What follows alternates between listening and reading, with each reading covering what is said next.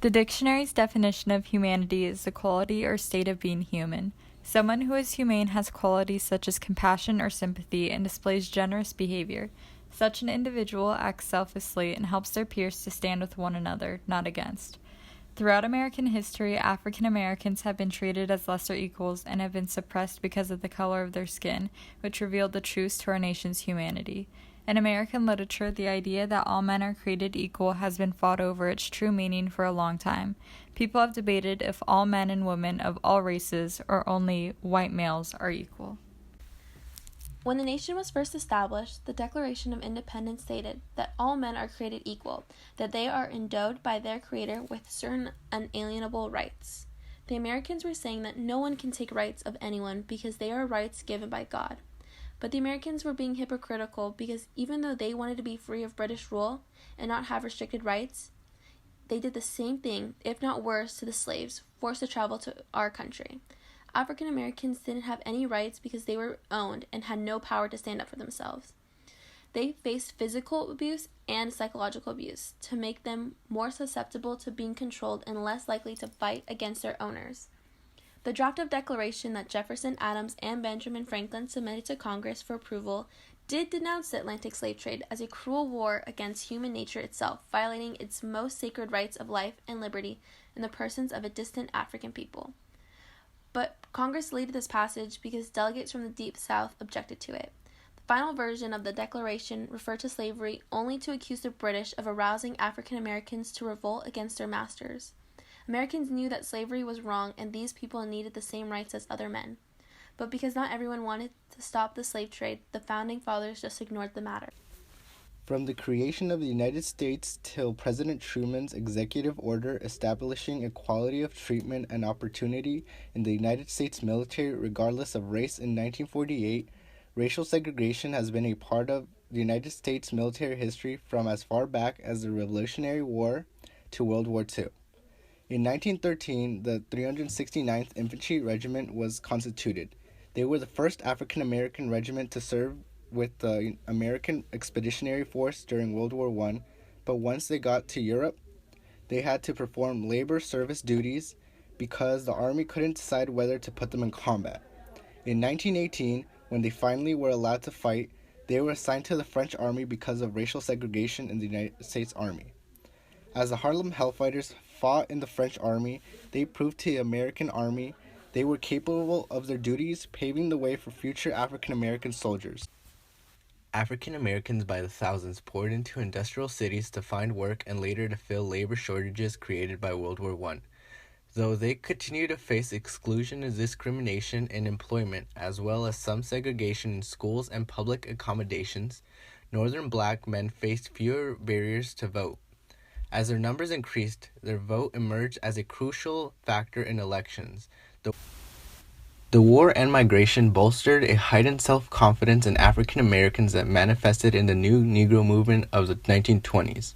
In 1933, President Franklin D. Roosevelt's New Deal provided more federal support to African Americans than at any time since Reconstruction.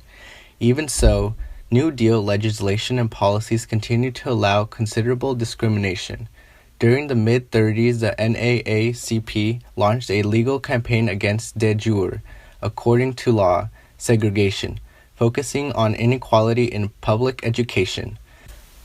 By 1936, the majority of black voters had abandoned their historical allegiance to the Republican Party and joined with labor unions, farmers, progressives, and ethnic minorities in assuring President Roosevelt's landslide re-election. The election played a significant role in shifting the balance of power in the Democratic Party from this southern bloc of white conservatives towards this new coalition. The Tuskegee Airmen, a group of African-American military pilots who fought in World War II, forming the 332nd Fighter Group and the 477th Bombardment Group of the United States Army Air Force, fought a two-front war, one against the Axis powers and one against racial discrimination. By proving black men could fly and serve courageously in combat, the Tuskegee Airmen set the stage for the integration of the United States military in 1948 and the civil rights movement of the 1960s. In the spring of 1941, hundreds of thousands of whites were employed in industries mobilizing for the possible entry of the United States into World War II. Black labor leader Philip Randolph threatened a mass march on Washington unless blacks were hired equally for these jobs, stating, "It is time to wake up Washington as it has never been shocked before." To prevent the march, which was feared would result in race riots and international embarrassment, President Franklin Roosevelt issued an executive order that banned discrimination in defense industries. His executive order in 1941 established the Committee on Fair Employment Practices to receive and investigate discrimination complaints and take appropriate steps to correct valid grievances. The fight against fascism during World War II brought to the forefront the contradictions between America's ideals of democracy and equality on its treatment of racial minorities. Throughout the war, the NAACP and other civil rights organizations worked to end discrimination in the armed forces. During this time, African Americans became more assertive in their demands for equality in civilian life as well. The Congress of Racial Equality, an interracial organization founded to seek change through nonviolence means, conducted the first sit-ins to challenge the South's Jim Crow laws. The Brown v. Board of Education of Topeka was a Supreme Court case in 1954 where justice was ruled unanimously that racial segregation of children in public schools is unconstitutional. This was a start to the beginning of the civil rights movement. Because of the statement, separate but equal, education within schools was truly not equal, especially between the races. The court then eventually ruled that people of color were being deprived of their equal protection laws from the 14th Amendment.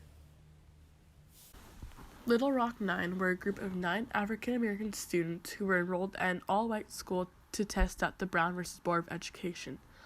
Governor Orville Faubus called in the Arkansas National Guard to block the students from entering the school, but then Lyndon B. Johnson ordered the troops to escort and protect them. In 1960, 4 African-American students sat down at the Woolworth's lunch counter who had wanted to order coffee, but their polite requests were ignored by the white waitresses. This was 6 years after Brown v. Board of Education was passed, but public facilities were still unequal.